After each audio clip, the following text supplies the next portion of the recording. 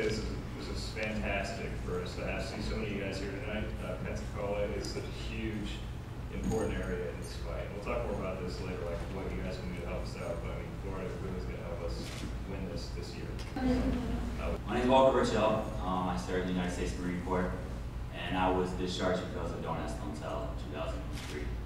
I actually went to school, University of West Florida. I've lied for years. People ask me, what did you do? When did you get out? I said I served 4 years, honorable discharge, and I left it at that. But I think it's time that I come out and actually tell my story. My name is Master Sergeant Jay Bowden. I retired from the Air Force in January on New Year's Day this year. I retired out of Herbert Field, just down the road. I enlisted right out of high school in 1989, before Don't Ask, Don't Tell. I lied on my enlistment form when it asked me if I was homosexual.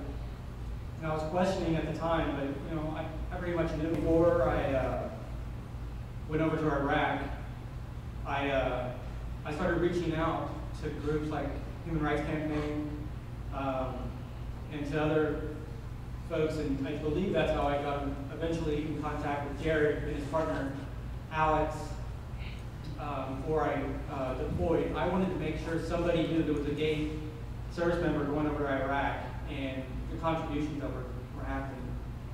I was at Abu Ghraib post-scandal, so, but it was an important job. I was embedded with the Army.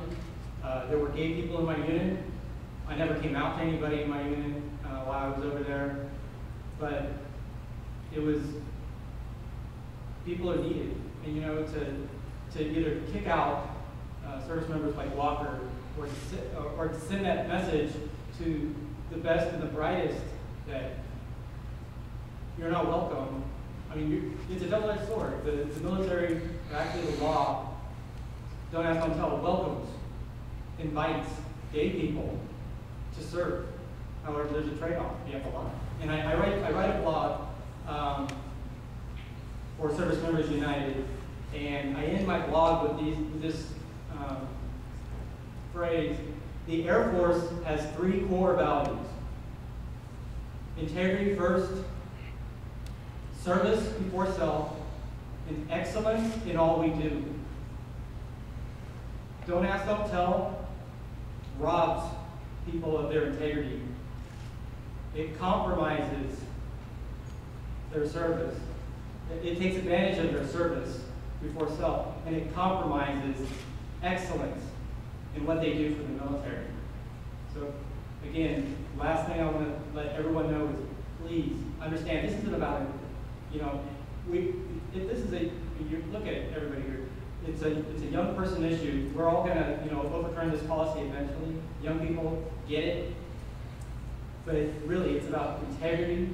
And if I can encourage everyone to do one thing, you know, write your congressman, write your senator, write your president. Let them know this policy cannot stand. And to bring the human face and to hear about the partners and the families that are affected by this law, I don't think anybody in here can disagree that we need to overturn it. So, where do we stand, right? Why are we in Florida? Why is the Human Rights Campaign here at the University of West Florida?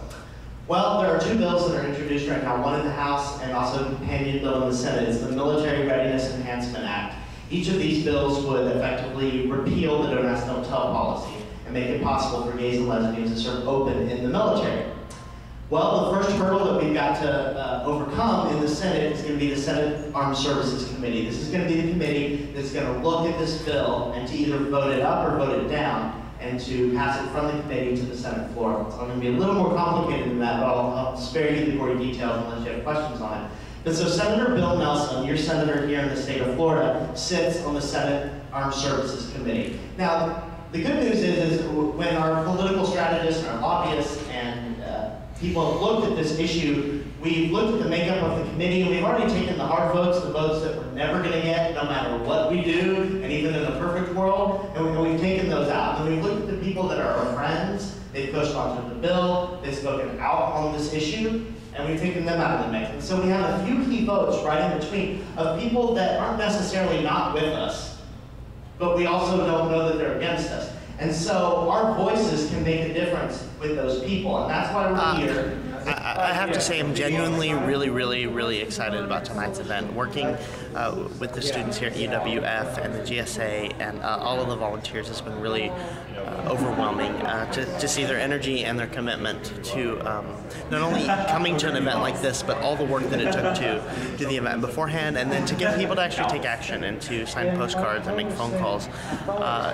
That's how movements like this and campaigns like this are successful and actually do make right a now difference. who are calling Senator Bill Nelson to urge him to repeal the national title. As well as you can see, people have been signing postcards all night to Senator Bill Nelson. I think we made a big impact. The next step is really for us to continue to push on this, specifically with Senator Bill Nelson, and then move from there, from the Senate Armed Services Committee to our senators as a whole, and as well as our House representatives, and urge them to repeal this year in the defense budget, which will be coming up before August of this year. So we are hoping for this to be repealed this year, and it's, as the sign says, not tomorrow, not yesterday, or not tomorrow, not next year, now.